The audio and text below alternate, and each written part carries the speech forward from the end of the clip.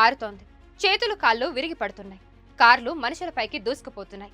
Polling వేళ, polling తర్వాత కూడా ఏపీలో ఈ రకమైన వాతావరణం కనిపించడం చూసి ఏళ్లు దాటిపోయింది. మునపెన్నడూ లేని విధంగా రాజకీయ ప్రత్యర్థులు కత్తులు దూస్తున్నారు.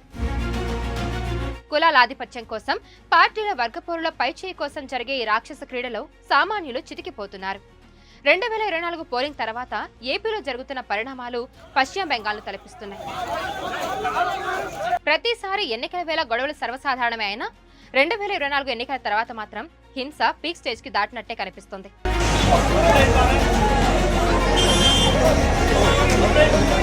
టీడీపీ నేత భూమా అఖిలప్రియ బాడీగార్డ్ నిఖిల్ పై గుర్తు తెలియని వ్యక్తులు దాడి చేసి తీవ్రంగా గాయపరిచారు.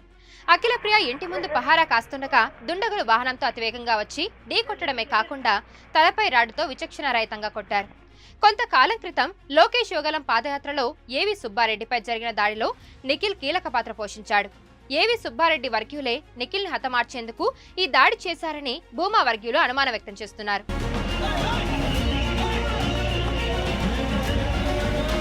తిరుపతి చంద్రగిరి నియోజకవర్గంలో శ్రీ పద్మావతి మహిళా యూనివర్సిటీలోని స్ట్రాంగ్ రూమ్ ను పరిశీలిస్తున్న టీడీపీ ఎమ్మెల్యే అభ్యర్థి పులివర్తి నానిపై ఆ పార్టీ అభ్యర్థి చెవిరెడ్డి మోహిత్ రెడ్డికి అత్యంత సన్నిహితులైన వైసీపీ కార్యకర్తలు దాడి చేసినట్టుగా ప్రచారం జరుగుతోంది. ఖాళీ బీరు సీసాలు, రాళ్లు, ఇనుప రాడ్లతో దాడికి పాల్పడ్డారు.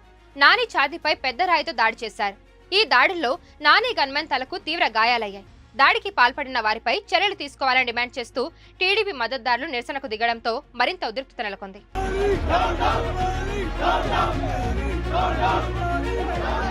సత్యసాయి జిల్లాలోని తాడిపత్రి వద్ద టీడీపీ, వైసీపీ మద్దతుదారులు పరస్పర రాళ్లు విసురుకున్నారు. ఈ రెండు వర్గాలను చెదరగొట్టడానికి పోలీసులు లాఠీచార్జ్తో పాటు టియర్ గ్యాస్ ను ప్రయోగించాల్సి వచ్చింది. శాంతి భద్రతలను పునరుద్ధరించేందుకు పారామిలిటరీ బలగాలు ఘటనా స్థలానికి చేరుకున్నాయి.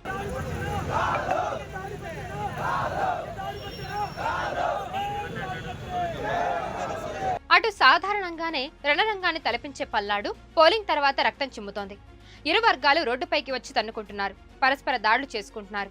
మాచర్ల, గురిజాలలో ఉద్రిక్తత పరిస్థితులు చల్లారలేదు. కొత్త గణేశునిపాడు గ్రామంలో ఇరు వర్గాలు ఇళ్లపై పరస్పర దాడులకు పాల్పడ్డాయి.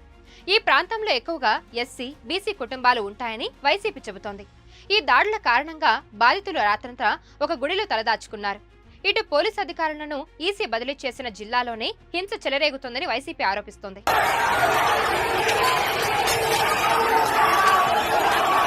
ఇటు అనంతపురంలోని టీడీపీ నేత జేసీ ప్రభాకర్ రెడ్డి ఇంటిపై వైసీపీ నేతలు రాళ్ల దాడికి పాల్పడ్డారు. శ్రీకాళహస్తిలో గర్భిణీపై కొందరు వ్యక్తులు దాడికి పాల్పడిన ఘటన కలకలం రేపింది. చిత్తూరు జిల్లా రామకుప్పం మండలంలో కొందరు గుర్తు తెలియని వ్యక్తులు డ్రిప్ ఇరిగేషన్ వ్యవస్థను ధ్వంసం చేసి పరికరాలకు నిప్పంటించారు. ఇలా ఏపీ అంతా గతంలో ఎప్పుడూ లేని విధంగా హింసను చవిచూస్తుంది. ఈ రాజకీయ నెత్తుటి క్రీడలో సామాన్య జనం నలిగిపోతున్నారు.